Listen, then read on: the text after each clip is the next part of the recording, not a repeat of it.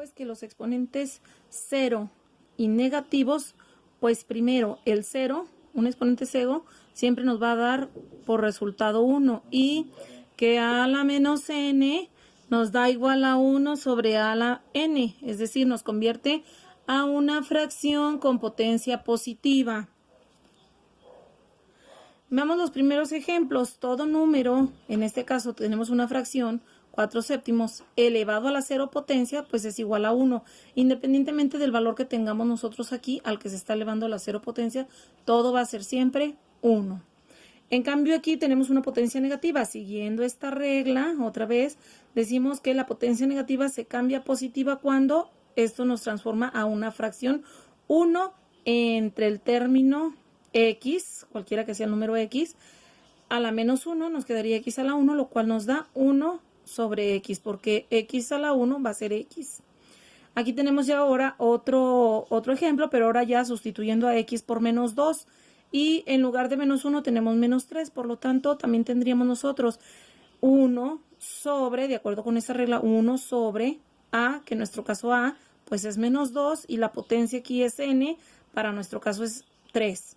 Por lo tanto pasa como positivo a este lado de la igualdad y luego enseguida resolvemos nuestro menos 3 que está dentro del paréntesis, que es el valor que adquirió a, elevado a la tercera potencia, nos da igual a menos 8 y entonces nos quedaría 1 entre menos 8, que a final de cuentas sería menos 1/8. Recordemos pues que el signo de menos por propiedades de los números es lo mismo que tengamos el menos abajo, el menos a medias o el menos arriba en el resultado final, cuando se trata de una fracción. Bien, es esencial conocer las reglas siguientes para trabajar con los exponentes y bases.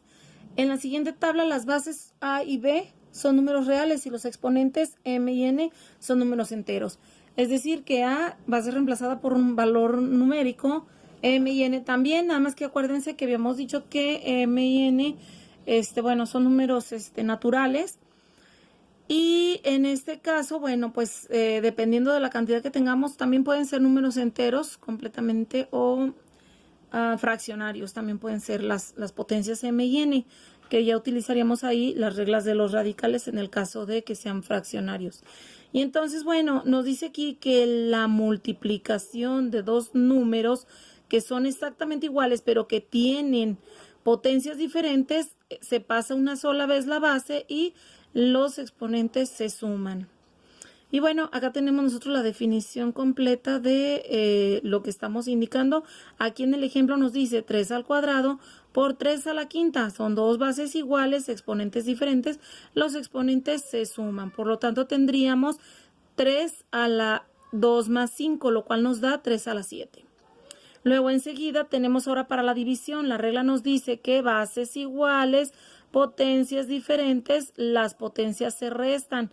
Observemos que en este caso siempre va a ser el de arriba, el exponente del de arriba, menos el exponente del de abajo. Y entonces aquí observemos, tenemos 3 a la quinta entre 3 al cuadrado y esto va a ser igual a 3 a la quinta menos 2, es decir, la potencia de abajo es la que estamos restando a la parte de arriba para que nos quede en este caso 3 al cubo. Y bueno, ahí ya podemos resolver la potencia. Luego tenemos a la m y esto está elevado a la n. Nos dice la regla que las potencias se multiplican, ¿sí? Como lo indica ahí. Entonces tenemos el ejemplo 3 al cuadrado a la 5. Por lo tanto tendríamos 3 a la 2 por 5 que es igual a 3 a la 10. Luego enseguida tenemos a por b a la n. Esto dice la regla que es lo mismo que acomodemos a la n por b a la n. Eso es según lo que mejor nos acomode. Entonces aquí tenemos 3 por 4 porque a y b son diferentes, entonces 3 por 4, pero tienen la misma potencia que es el cuadrado, que yo también lo puedo reacomodar como 3 al cuadrado por 4 al cuadrado. Finalmente tenemos la regla número 5 que nos dice a y b. Estos recuerden que son números distintos, pero tenemos una n que comparten estos dos términos. Pero nos dice la regla que podemos separar con la misma potencia el cociente, es decir, a la n entre b a la n. Y aquí en el ejemplo tenemos 3 cuartos al cuadrado, lo cual podríamos expresar como 3 al cuadrado entre 4 al cuadrado. Vamos rápidamente a revisar otros ejemplos. Por ejemplo, aquí x a la cuarta por x a la séptima, las potencias se suman y nos quedaría x a la onceava. Las leyes también se están representando aquí.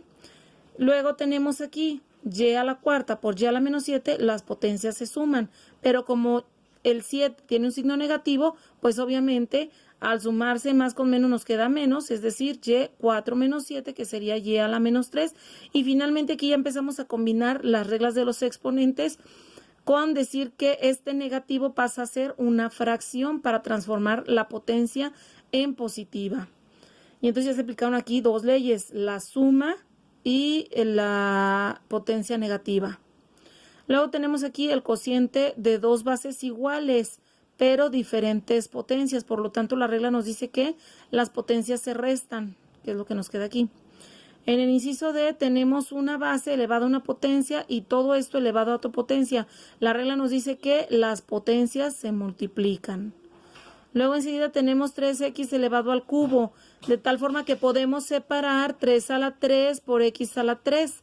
Y esto decir que 3 a la 3 es 27 por x a la 3. Luego enseguida tenemos dos términos diferentes que se están dividiendo, pero comparten la misma potencia, por lo tanto podemos expresarlas como el cociente de las dos términos, pero cada una con la potencia. Y en este caso resolver el valor numérico, que es 32.